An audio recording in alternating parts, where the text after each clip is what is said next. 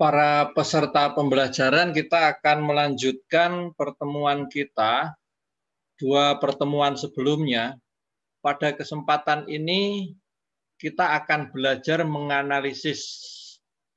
Setelah saya memberikan penjelasan tahap-tahap bagaimana menganalisis, nanti kalian harus membuat tugas mandiri menganalisis terkait dengan satu kegiatan yang di dalamnya ada kerjasama antar pemeluk agama yang berbeda-beda. Sekarang kita lihat penjelasannya dan tahap-tahapnya.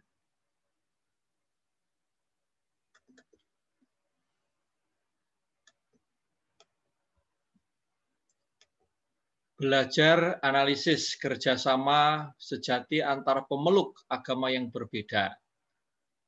Anda bisa membuka kitab suci Lukas 10 ayat 25 sampai 29.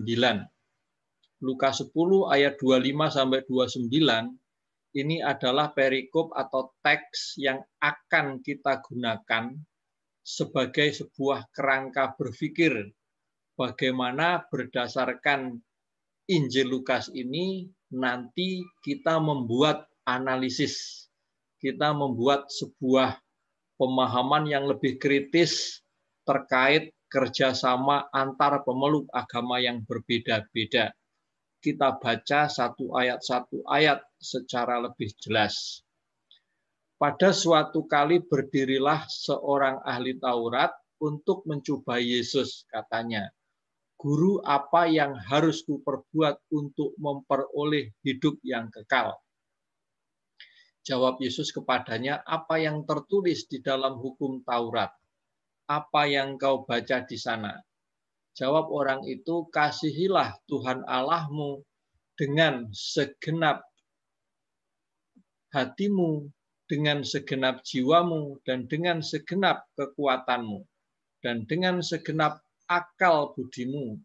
Kasihilah sesamamu manusia seperti dirimu sendiri. Kata Yesus kepadanya, jawabmu itu benar, perbuatlah demikian, maka engkau akan hidup. Tetapi untuk membenarkan dirinya, orang itu berkata kepada Yesus, dan siapakah sesamaku manusia? Jawab Yesus, adalah seorang yang turun dari Yerusalem ke Yeriko. Ia jatuh ke tangan penyamun-penyamun yang bukan saja merampoknya habis-habisan, tetapi yang juga memukulnya, dan yang sesudah itu pergi meninggalkannya setengah mati. Kebetulan ada seorang imam turun melalui jalan itu. Ia melihat orang itu, tetapi imam itu melewatinya dari seberang jalan. Demikian juga seorang Lewi datang ke tempat itu. Ketika ia melihat orang itu, ia melewatinya dari seberang jalan. Lalu datang seorang Samaria yang sedang dalam perjalanan ke tempat itu. Dan ketika ia melihat orang itu, tergeraklah hatinya oleh belas kasihan. Ia pergi kepadanya lalu membalut luka-lukanya. Sesudah ia menyiraminya dengan minyak dan anggur, kemudian ia menaikkan orang itu ke atas keledai tunggangannya sendiri, lalu membawanya ke tempat penginapan dan merawatnya. Keesokan harinya ia menyerahkan 2 dinar kepada pemilik penginapan itu, katanya. Rawatlah dia, dan jika kau belanjakan lebih dari ini, aku akan menggantinya waktu aku kembali. Siapakah di antara ketiga orang itu menurut pendapatmu adalah sesama manusia dari orang yang jatuh ke tangan penyamun itu? Jawab orang itu, orang yang telah menunjukkan belas kasihan kepadanya. Kata Yesus kepadanya, pergilah dan perbuatlah demikian.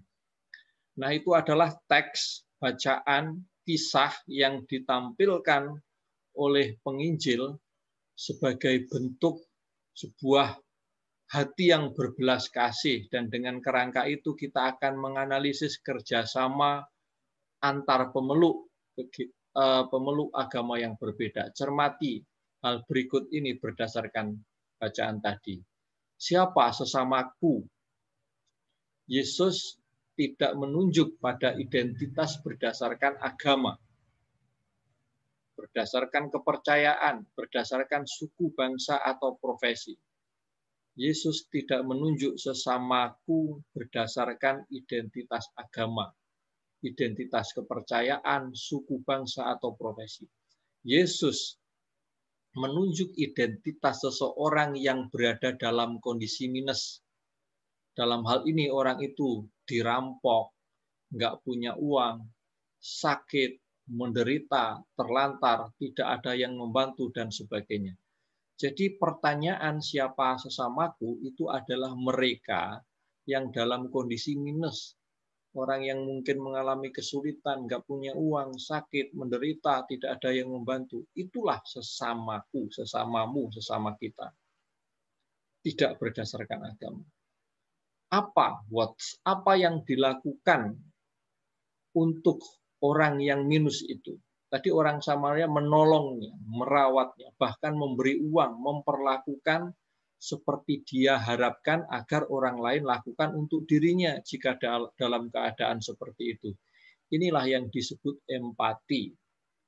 Dan kapan? Ya, kapan itu dilakukan? Pada saat dia menjumpai ada orang yang membutuhkan. Kapan saja pada saat kita menjumpai orang yang membutuhkan, itu kita lakukan.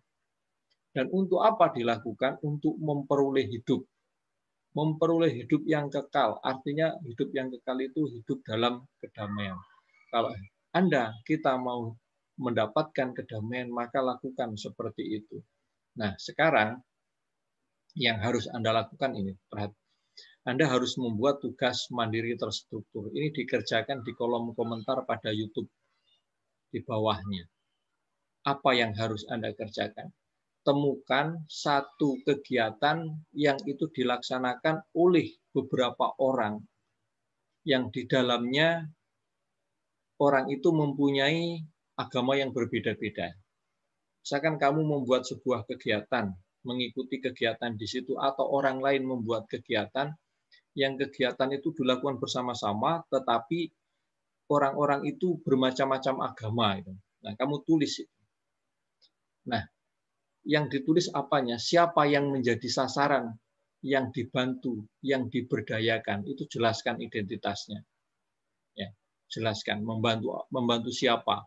Siapanya itu identitasnya. Identitasnya itu bukan berdasarkan agama, tetapi kondisi orang itu. Kalau di dalam bacaan tadi adalah orang yang dalam kondisi minus, sakit, dirampok. Nah, ini pada kegiatan itu siapa yang dibantu? Lalu apa yang dilakukan oleh tim kerjasama itu? Jelaskan apa yang dilakukan dan kapan dilakukan. Sifatnya tertentu saja atau terus-menerus. Artinya begini, dialog tim itu aksidental pada saat tertentu itu saja atau terus-menerus sampai sekarang itu dilakukan. Dan tujuannya untuk apa sih melakukan itu sebenarnya? Apa tujuannya? Kamu harus tuliskan manfaatnya bagi siapa saja, bagi yang dibantu, dan bagi yang membantu itu apa. Nah, tugas ini akan diberi penilaian berdasarkan rubrik sebagai berikut. Ada 4 poin yang dinilai. Pertama, kegiatan tersebut menunjukkan kerjasama yang pelakunya terdiri dari bermacam penganut agama yang berbeda. Skornya 15. Namanya tim itu namanya apa, kamu jelaskan terdiri dari siapa saja.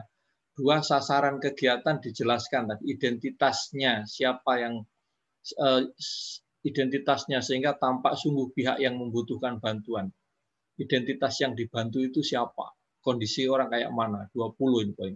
Kegiatannya dijelaskan secara detail apa yang dilakukan. 15 skornya. Waktu kegiatan dilaksanakan terlihat jelas kapan dilakukan. Nah, namanya kerjasama, panitia, tim, itu pasti melakukannya pada saat yang jelas.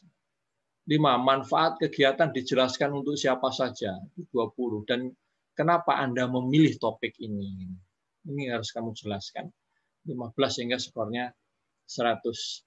Nah, itu cara kita menganalisis sebuah kegiatan dan Anda bisa melakukan itu untuk kegiatan apa saja. Selamat menganalisis satu kegiatan kerjasama yang di dalamnya ada bermacam-macam orang yang berbeda agama. Dengan cara ini kita akan lebih menyadari bahwa yang paling penting adalah kita melakukan tindakan kasih untuk orang lain, supaya terjadi hidup damai di hati dan di dalam masyarakat. Selamat mengerjakan dalam nama Bapa, Putra, dan Roh Kudus. Amin.